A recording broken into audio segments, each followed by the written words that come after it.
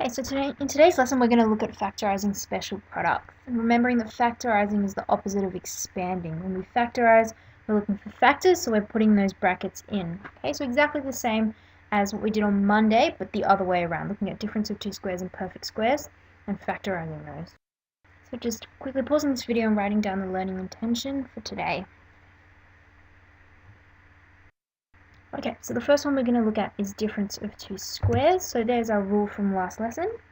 Remember when we looked at difference of two squares and we were expanding it out, we were looking at expanding out these two binomials that were identical, except that one bracket had a plus and one bracket had a minus.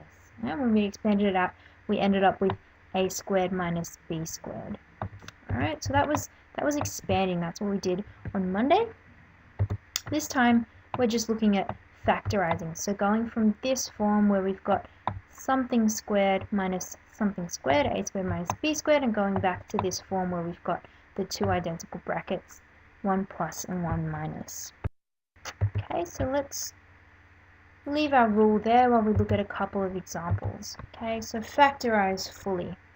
The first one, x squared minus 4 squared. I always like to rewrite this in a form in the a squared minus b squared form where I can see what our two squared terms are going to be.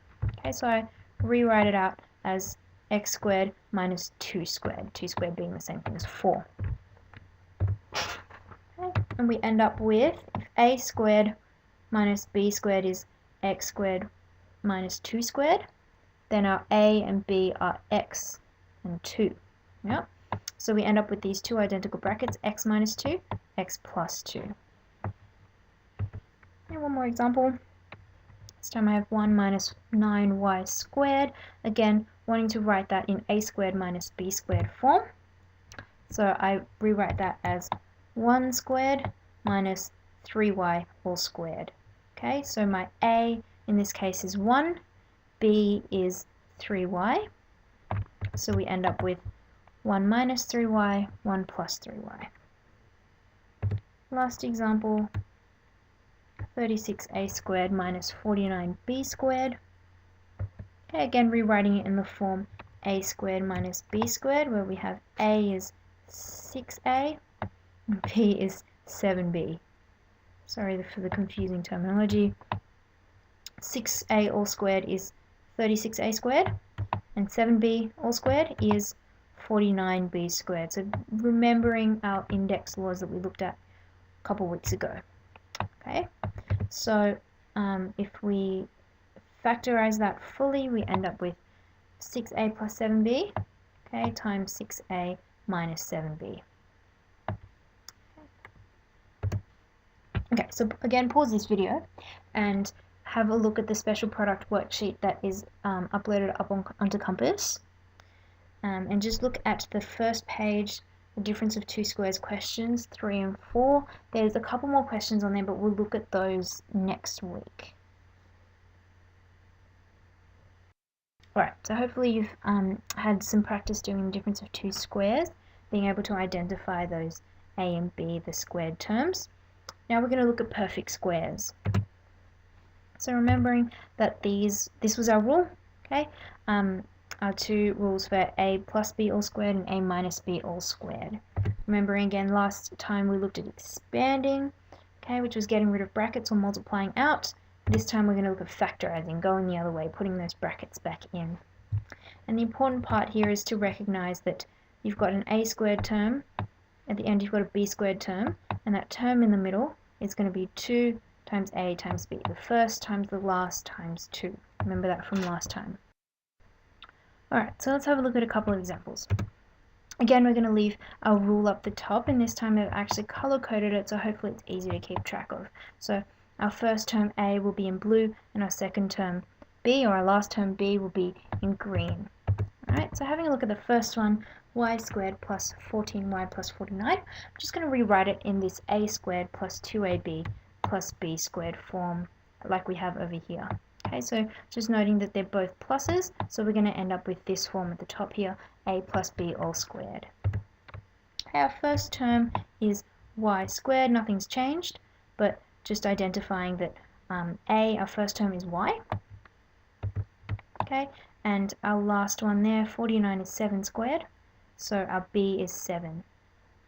Alright, and then just having a look at that slightly messy middle term, we have that it is our first term y times our last term 7, y times 7 times 2. First times last times 2. We haven't changed anything. 14y, yeah, is 2 times y times 7. Alright. Okay, now this is the next step where we're going to factorize it. Okay, so we've identified that a is y, b is 7, so we just get y plus 7 all squared.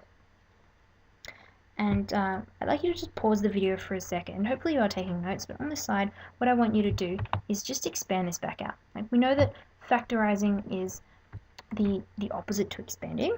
So hopefully once we factorize it, if we've done it correctly, what we should end up with is being able to expand it and getting this back. Okay, so just pause the video, expand this back out, and you'll see that it's the same as what we started with. Okay, hopefully you've done that and you're convinced. Let's look at another example. Okay, 16 minus 72x plus 81x squared. Again, writing that in this form. Alright, we've got a minus and then a plus. That last term will always be a plus.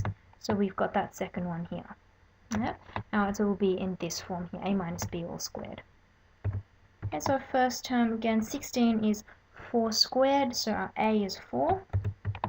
81x squared is 9x all squared, so our last term is 9x. Okay, and that middle term should be the first times the last times 2. So the first 4 times the last 9x times 2.